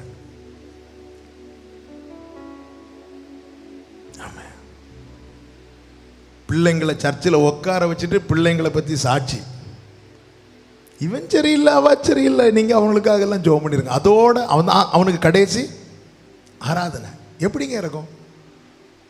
என்ன நான் மேடையில் வாசிட்டு இருக்கிறேன் கீபோர்டில், எங்கள் அப்பா மைக்கில் அல்லது எங்கள் அம்மா சாட்சி சொல்கிறாங்களா, அவன் என் கீபோர்டெலாம் வாசிக்க சரிதான், அவன் வீட்டில் சரியில்லை இப்படி வந்து அவன் சாட்சி சொன்னாங்கன்னா அன்னைக்கு தான் நான் கீபோர்டு வாசிக்கிறது கடைசியார். அதுக்கப்புறம் நான் ஃபுல்லாக அவங்கள தான் வாசித்துட்டு இருப்பேன். எப்படிங்க? யாருக்கிட்டே உங்கள் பிள்ளைங்களை ஏதோ நாக்கு என்கிற ஈட்டியால் வச்சு காயப்படுத்தி குத்தி அந்த பந்தியை விட்டு அவன் எழும்பி போயிட்டான்.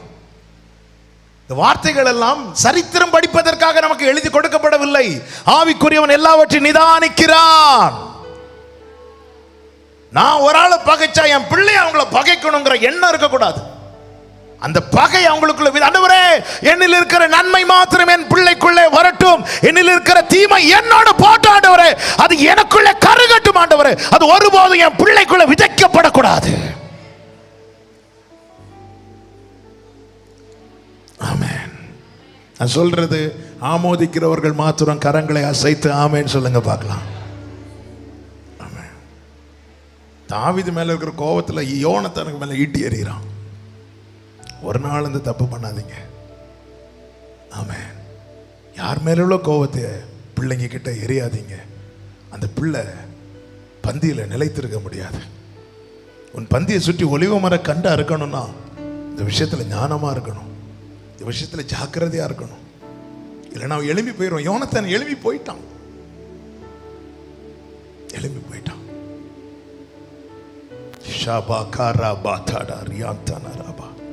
மூன்றாவது காரியம், தாவீது 2 சாமுவேல் 14வது அதிகாரம் 21 முதல் 21வது வசனம். அப்பொழுது ராஜா யோவாபை பார்த்து, இதோ இந்த காரியத்தை செய்கிறேன், நீ போய் அப்சலோம் என்னும் பிள்ளையாண்டனை திரும்ப அழைத்து கொண்டு வா என்கிறார். அதற்கு முன்னே ஒரு சம்பவம் நடக்கும். அப்சலோம் அம்மோன் என்கிறவனை கொண்டு விடுவான். இதனால தாவீது பயங்கரமாக கோபத்தில் இருப்பார். உடனே அப்சலோம் போய் தன்னை மறைத்து கொள்வான். சில நாட்கள் சென்ற பிறகு, சில மாதங்கள் சென்ற பிறகு யோவாபை வச்சு மெதுவாக தூது விடுவான் ராஜாக்கு, எப்படியாவது எருசலேமுக்குள்ளே வர சொல்லுங்க அப்படின்னு. ராஜாவும் மகன் அல்லவா, மன்னிக்கிறான். மன்னிச்சுட்டு என்ன செய்கிறான், சரி உள்ள எருசலேம் கூட்டிட்டு வா அப்படின்னு. கூட்டிட்டு வர வச்சுட்டு ஒரு தப்பு பண்ணுவார் பாருங்க தாவீது. அது என்ன தப்பு? 23-24 வாசிங்க. பின்பு யோவாப் எழுந்து கேசூருக்கு போய் அப்சலோமை எருசலேமுக்கு அழைத்து கொண்டு வந்தான். ராஜா என்ன செஞ்சிருக்கணும்? கூப்பிட்டு பேசி இருக்கணும். ஆனா அவன் என் முகத்தை பார்க்க வேண்டியதில்லை, தன் வீட்டுக்கு திரும்ப போகட்டும் என்றான். அப்படியே அப்சலோம் ராஜாவின் முகத்தை பார்க்காமல் தன் வீட்டுக்கு திரும்பி போனான். மன்னிச்சிட்டான், ஆனா பேச மாட்டான். பிள்ளை பண்ண தப்ப மன்னிச்சிட்டாரு, ஆனா தகப்பன் என்ன செய்ய மாட்டாரு? பேச மாட்டார். ஏன்னா அவர் ராஜா இல்ல, பிரஸ்டீஜ் ப்ராப்ளம். மன்னிக்கிறாங்க, பேச மாட்டாங்க. ஒரு நல்ல தகப்பன் எப்படி இருக்க வேண்டும் தெரியுமா? அதுதான் ஆண்டவராக இயேசு கிறிஸ்து சொன்ன உவமையில் ஒன்று.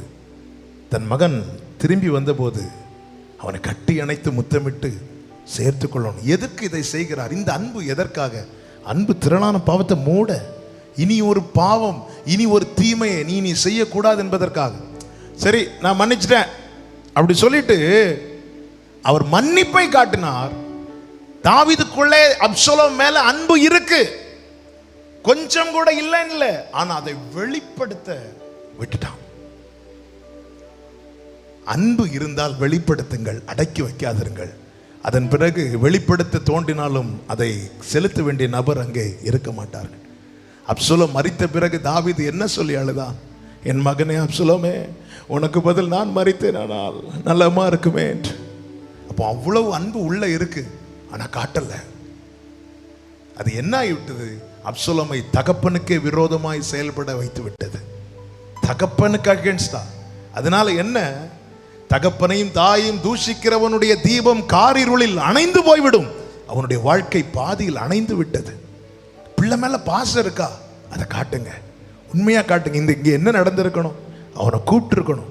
கூப்பிட்டு பேசும்போது தெரிஞ்சிருக்கும், இந்த அப்சலோம் உண்மையிலே தெரிந்து இருக்கிறானா, இல்ல அடுத்த தந்திரத்துக்கு ஏதாவது பிளான் வச்சிருக்கானா தெரிஞ்சிருக்கும். இது அப்படிலாம் மன்னிச்சிட்டேன், அவன் என்ன பார்க்க தேவையில்லை, நான் ரொம்ப பிஸி. சிலர் பார்த்துருக்கீங்களா?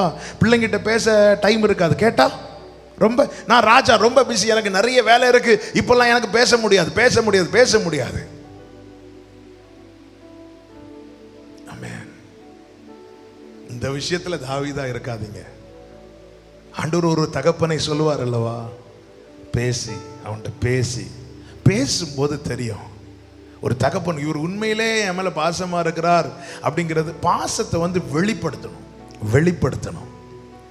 பிள்ளைங்க கிட்ட வெளிப்படுத்தும் போதுதான் ஓகே, அந்த ஒருவன் நேசத்துக்காக எதையும் செய்வான். அவன் தீமையே அவனுக்குள்ள இருந்தாலும் இந்த தகப்பன் காட்ட வேண்டிய இடத்துல அந்த பாசத்தை உண்மையா காட்டியிருந்தால் அந்த தீமை இல்லாமலே போயிருந்திருக்கும். காரணம், வேதம் தெளிவாய் சொல்லுகிறது, அன்பே பெரியது. அன்பை விட பெருசு எதுவுமே கிடையாது. மன்னிக்கிறார் தகப்பன், ஆனா பேசல. அப்சலோம் கிட்ட பேசல. இன்னைக்கு நிறைய பேர் இந்த தப்பு பண்றோம். மன்னிக்கிறோம், ஆனா அதுக்கப்புறம் பழைய மாதிரி பேச மாட்டோம் பிள்ளைங்க கிட்ட. அதுக்கப்புறம் முகத்தெல்லாம் திருப்பி வச்சிருவோம். ஆமென். பேசணுங்க. ஏன்? நாம் உத்தரவாதி. ஆமென். கைகளை உயர்த்தி ஆமென் சொல்லுங்க பார்க்கலாம். சத்தம் ஆமென் சொல்லுங்க பார்க்கலாம். பேசணும், அவனை கூப்பிட்டு பேசணும். இந்த விஷயத்துல இனி அவன் வாழ்க்கையில தவறு வராதபடிக்கு. இப்போ அவனை சார்ந்து வந்திருக்கிறான் அல்லவா, இந்த தருணத்தை பயன்படுத்தணுமா வேண்டாமா? தனக்கு கீழே வைத்திருக்கணும் அல்லவா அப்சலோமை. அவனை தனியே விடக்கூடாது. தனியே விட்டாதான் இந்த மாதிரி தேவையில்லாம யோசிக்கிறான். இந்த நேரத்தில் அவனை தனக்குள்ளே அரண்மனையில வைத்திருக்க வேண்டுமே. அவனை திருப்பியும் எருசலேமில் இருக்கட்டும், அவனை நான் பார்க்க விரும்பலன்னு சொன்னா அவன் தனியா இருந்து என்ன பண்ண? அடுத்த அதிகாரத்தில் பார்த்தீங்கன்னா தெரியும், தாவீது பக்கமா வருகிற ஆட்கள் எல்லாம் தன் பக்கமா திரும்பி அடுத்த ஒரு டீமை ஃபார்ம் பண்றான் தாவீதுக்கு அகைன்ஸ்டா. அப்ப அந்த இடத்துல மன்னிக்கிற போதே அவனை தனக்குள்ளேயே தனக்கு கீழே வைத்திருப்பார். ஆனால் தாவீதுடைய கண்ட்ரோல்லே இருந்திருப்பார், தகப்பனுடைய கண்ட்ரோல்ல இருந்திருப்பான். தப்பு பண்ணுவதற்கான சான்சஸ் ரொம்ப கம்மியா இருக்கும். தகப்பனுடைய பாசம் அவனை நிச்சயம் மாற்றி இருக்கும். ஆனால் பாசத்தை வைத்திருக்கிறார், ஆனால் வெளிக்காட்ட தவறிவிட்டான். அந்த விஷயத்துல, அந்த ஒரு விஷயத்துல இதெல்லாம் ஒரு திருஷ்டாந்தமாய் நமக்கு எழுதி கொடுக்கப்பட்டிருக்கிறது. இப்படி இப்படி இருக்கணும். ஆபிரகாமுடைய வாழ்க்கை எடுத்தாலும் சரி, யாருடைய வாழ்க்கை எடுத்தாலும் சரி, எந்த ஒரு மனிதனுடைய வாழ்க்கையை பார்த்தாலும் சரி, அதுல 2 காரியம் வேதம் நமக்கு காண்பிக்கிறது. என்ன? இப்படி இரு, இப்படி இருக்காத. இதுதான் யாருடைய வாழ்க்கையும் சரி, நம்முடைய வாழ்க்கை நம்முடைய பிள்ளைகளுக்கு அப்படிதான் நம்ம பாடமா இருக்கிறது. அருமையான எங்க அப்பா இப்படி பண்ணாங்க, நான் அப்படிதான் பண்ண, அப்படி அல்ல. என் அப்பா கிட்ட வெளிப்பட்ட காரியத்தில் எதை நான் செய்யணும், எதை செய்யக்கூடாது என்பதற்கு ஆண்டவர் அதை காட்டி தரார். எங்க அப்பா இந்த தப்பு பண்ண நானும் பண்ணியே ஆகணும், அப்படி கிடையாது. இந்த காரியத்தில் எங்க அப்பா தப்பு பண்ணிட்டாங்க, அந்த விஷயத்தை நான் பண்ணக்கூடாது. இந்த விஷயத்தில் எங்க அப்பா நன்மை பண்ணாங்க, அந்த காரியத்தை நான் பண்ணணும். இதுதான் பாடம், இதுதான் பைபிள். பைபிள் ஏன் எல்லாரும் இப்படி காண்பித்து தருகிறது என்றால், எந்த பக்கம் திரும்பினாலும் ஆமென், எந்த தவறும் இல்லாத ஒரே ஒருவர் தான் உண்டு, அவர் நம் ஆண்டவராகிய இயேசு கிறிஸ்து மாத்திரமே. எனவே தான் எபிரேயர் 12:1 சொல்லப்பட்டிருக்கிறது, விசுவாசத்தை துவக்குகிறவரும் அதை முடிக்கிறவருமா இருக்கிற இயேசுவையே நோக்கி. நம்முடைய ஃபோக்கஸ் அங்க மட்டும் தான் இருக்கணும். வேற எந்த நபரை நம்ம டீட்டெயிலா பார்த்து போய் கிட்ட போனாலும் அவங்க கிட்ட சில பிள்ளைகளை நம்மால் பார்க்க முடியும். இந்த விஷயத்துல தாவீது எல்லாத்துலயும் பெர்ஃபெக்ட், எல்லாத்துலயும் டாப்.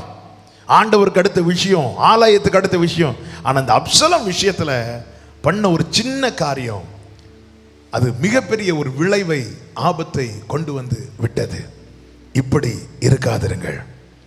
அடுத்து ஒரு காரியம், அதுதான் நியாயாதிபதிகள் 11வது அதிகாரம் சொல்லி நான் ஜெபிக்க போகிறோம். 30வது 31வது வசனம். அப்பொழுது எப்தா கர்த்தருக்கு ஒரு பொருத்தனை பண்ணி, தேவரீர் அம்மோன் புத்திரரை என் கையில் ஒப்பு கொடுத்தால்.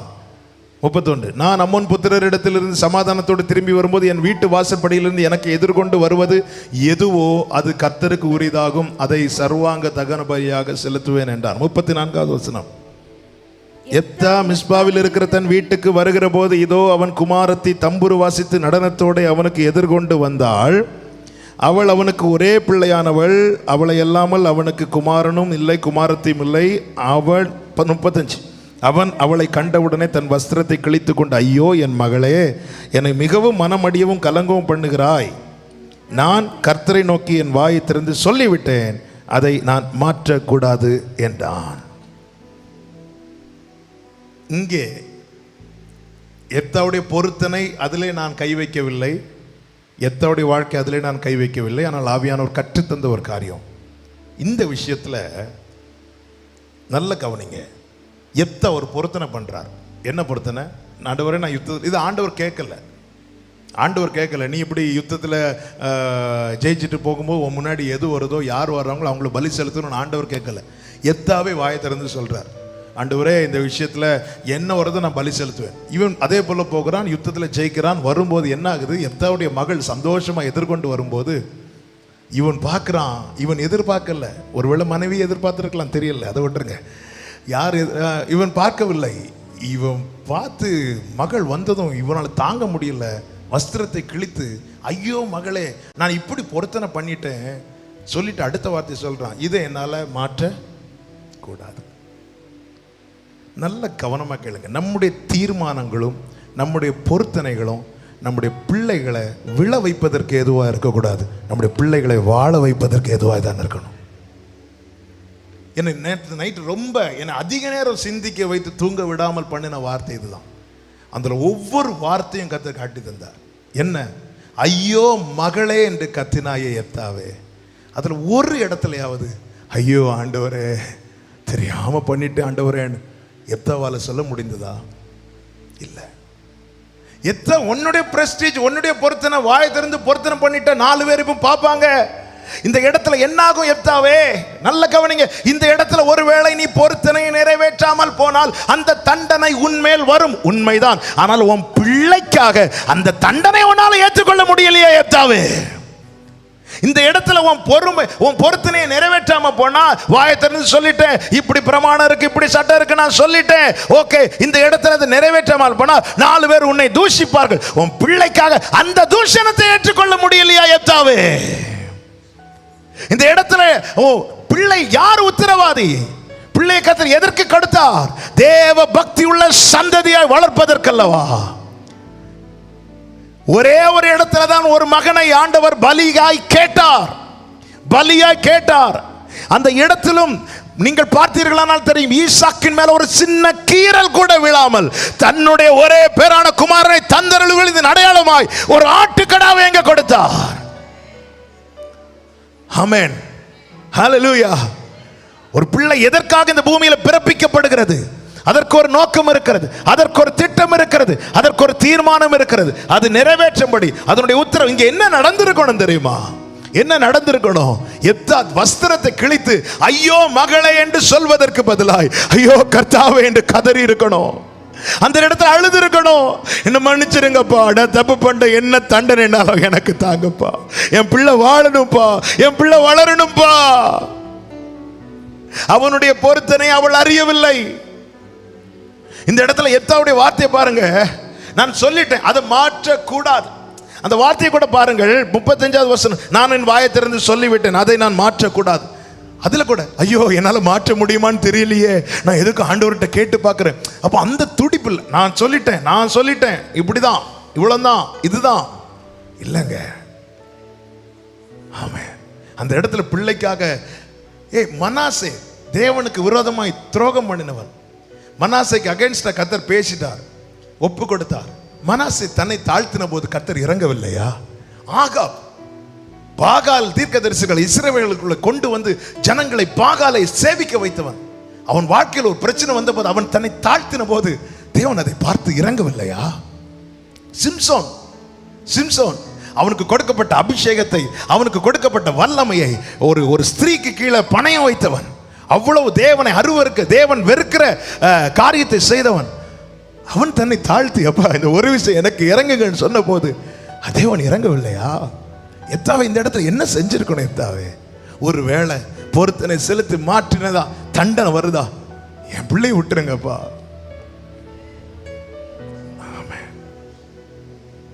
பிள்ளைக்காக உத்தரவாதம் பண்ணணுங்க. இந்த எல்லா பிரமாணமும் அன்பு என்கிற ஒரு சொல்லுக்குள்ள இருக்கிறது. அதுதான் கலாத்தியர்ல சொல்லப்பட்டிருக்கு பாருங்க. கலாத்தியர் 5வது அதிகாரம், 5வது அதிகாரம். Thank you father. அதனுடைய 14வது வசனம். உன்னிடத்தில் நீ அன்பு கூறுவது போல பிறனிடத்திலும் அன்பு கூர்வாயாக என்கிற இந்த ஒரே வார்த்தையிலே நியாயப்பிரமாணம் முழுவதும் நிறைவேறுகிறது. அன்பு தான் பிரதானம். 1 கொரிந்தியர் 13:13 என்ன சொல்லப்பட்டிருக்கிறது? விசுவாசம், நம்பிக்கை, அன்பு, இந்த மூன்றும் நிலைத்திருக்கிறது. இதுல எது பெரியது? அன்பே பெரியது. இந்த இடத்துல அந்த பாச போராட்டம் பிடித்திருக்க வேண்டாமா? ஆண்டவர் சமூகத்தில் கெஞ்சிருக்க வேண்டாமா? இல்ல இது இப்படிதான் இருக்கு, அதனால அப்படிதான், இது இப்படிதான் சொல்லப்பட்டிருக்கு, அதனால அப்படிதான். அந்த இடத்துல தான் தேவ பிள்ளை கெஞ்சணும். ஆண்டவர் மோசே கிட்ட சொன்னார் அல்லவா, நான் இந்த ஜனங்களை அழிக்க போறேன். அவர் சொன்னது தானாங்க. ஆனா மோசே திருப்பி ஆண்டவர் சமூகத்தில் கெஞ்சின போது தேவன் பரிதாபப்பட்டாராம். ஆண்டவர் பரிதாபப்பட்டாராம். அதை ஆண்டவர் சொல்லிட்டார், இனி மாற்ற முடியாது. ஆண்டவர் சொன்ன மாற்ற முடியாதுங்க. ஆனா ஒன்றை மறக்க கூடாது. அதாவது தேவன் அவருடைய பார்வை, அவர் பிரமாணம் கொடுத்தது மனுஷனை அழிக்கிறதுக்கு அல்ல, தீமை அழிக்கிறதுக்கு. பிரமாணத்தை வச்சு மனுஷனை கொல்லக்கூடாது, மனுஷனுக்குள்ள இருக்கிற தீமையை தான் கொல்லணும். ஆமே, பிரமாணத்தை கையில் எடுக்கிறது ஆமே. அந்த தீமை பாருங்க, ஒரு விபச்சாரத்தில் பிடிக்கப்பட்ட ஒரு ஸ்திரீ இயேசுக்கு முன்னாடி கொண்டு வந்தாங்கல்ல, ஜனங்கள் எல்லாரும் மோசே இப்படி சொன்னார் சொல்லிட்டு கையில கல் எடுத்தாங்க. அது நிமித்தம் யார் அடிக்கணும்? அவள் அடிக்கணும். இயேசு வார்த்தை எடுத்தார். எதை அடிக்க? அவளுக்குள்ள இருக்கிற பாவத்தை அடிக்க. நான் சொல்ற வார்த்தை எத்தனை பேருக்கு புரியுது? எல்லாரும் சுத்தி இப்படி பண்ணிட்டான், இவனை கொன்னே ஆகணும் அப்படி நிக்கிறாங்க. இயேசு வார்த்தை எடுத்தார். ஜனங்கள் பிரமாணத்தை கல்லாக்கி கையில் எடுத்தார்கள். இயேசு பிரமாணத்தை அப்பமாக்கி கையில் எடுத்தார். ஜனங்கள் பிரமாணத்தை கல்லா எடுத்து கையில் எடுத்து வச்சிருக்கிறாங்க. இப்படி சொல்ல அதனால இவளை கொல்லணும். இயேசு பிரமாணத்தை அப்பமா எடுத்து கையில வைத்தார். இதை புசி, நீ பிழைப்பாய். ஆமென், ஆமென். எழுத்து கொல்லும், ஆவி உயிர்ப்பிக்கும். நான் சொல்லிய வசனங்கள் ஆவியாயும் ஜீவனாயும் இருக்கிறது. தீமை அகற்றதான் பிரமாணம் கொடுக்கப்பட்டதே தவிர மனுஷனை அழிப்பதற்கல்ல. பாவத்தை அகற்றதான் பிரமாணம் கொடுக்கப்பட்டதை தவிர மனுஷனை அப்புறப்படுத்துவதற்கல்ல.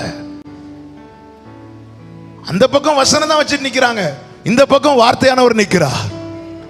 அந்த பக்கம் உள்ளவங்க அவளை அழிக்க பார்த்தாங்க, இவர் அவளை இதுவரை ஆட்டி படைத்த பாவத்தை தீமை அழிக்க பார்த்தார். எத்தனை பேர் நான் சொல்ற வார்த்தை புரிகிறது? ஆண்டவரை மகிமைப்படுத்துங்க பார்க்கலாம், ஆண்டவரை பிரைஸ் பண்ணுங்க பார்க்கலாம். Glory! நல்ல கைகளை தட்டி Thank you Father. ஆமென். ஒரு அட்லீஸ்ட் ஒரு ட்ரையாவது பண்ணியிருக்கலாம்ல, ஆண்டவர் பாதத்தில் விழுந்திருக்கலாம்ல. அப்பா என்ன பண்ணுன்னு தெரியலப்பா, ஒரே பிள்ளைப்பா. பாருங்க, அவர் பதில் தாரோ தரலையோ, ரெண்டாவது ஆனால் நாம் ஜபிக்க உத்தரவாதம் எடுத்திருக்கிறோமே. பர்சேபாளுக்கு முதல்ல பிறந்த குழந்தை இல்லை, தாவீது தேவசமத்தில் விழுந்து கிடந்தான். ஆனால் அந்த குழந்தை என்ன ஆயிட்டு? இறந்து விட்டது. இறந்ததுக்கு அப்புறம் அவன் எழுப்பிட்டான். ஓகே, என்ன தாவீது இதுக்கு முன்னாடி அழுதுட்டு இருந்தீங்க, இப்போ அழல? அது ஏன் உத்தரவாதம்? ஆண்டவர் பதில கேட்கிறாரோ கேட்கலையோ அது ரெண்டாவது. அவர் தம்முடைய பார்வைக்கு நலமானபடி செய்வார். அவர் தம்முடைய பார்வைக்கு நலமானபடி செய்வார்னு சொல்லிட்டு நான் அமைதியா இருக்கோம் இல்ல. என் கையில் இந்த பிள்ளை கொடுக்கப்பட்டிருக்குன்னா என்னுடைய கடைசி வரை என்ன, நான் தேவசமத்தில் விழுந்து கண்ணீர் வடிப்பது அவசியம். அது என்னுடைய உத்தரவாதம். ஆண்டவர் ஜெபத்தை கேட்கிறாரா கேட்கலையா? தேவன் தம்முடைய பார்வைக்கு நலமானபடி செய்வாருங்க. தேவன் எது செய்தாலுமே அது நன்மைக்காக தான் செய்வார். ஆனால் நம்முடைய உத்தரவாதம் என்று ஒன்று இருக்கிறது.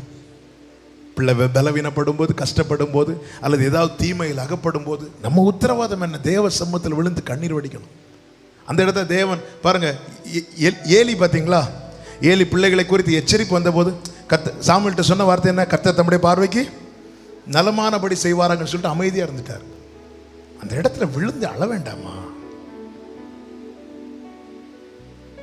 ஆமே, உத்தரவாதம் எடுங்கள் பிள்ளைகளுக்காக. அதற்காக தாங்க, அதான் நான் ஆரம்பத்தில் சொன்னேனே, நம்ம இந்த பூமியில் நம்முடைய ஓட்டத்தை முடிப்பதற்கு முன்னே நம்முடைய பிள்ளைகளை குறித்து நமக்கு ஒரு நிச்சயம் இருக்கணும். என் பிள்ளை நல்லா இருப்பான், என் பிள்ளை நல்லா இருப்பா. இல்லைன்னா நம்மளால நிம்மதியாக முடிக்கவே முடியாதுங்க. 2008 எங்கள் அப்பாவுக்கு ஒரு மரண பிடி வந்துச்சு. பழைய விசுவாசிகளுக்கு தெரியும். அன்னைக்கு எல்லாம் முடிஞ்சது மாதிரி தான்.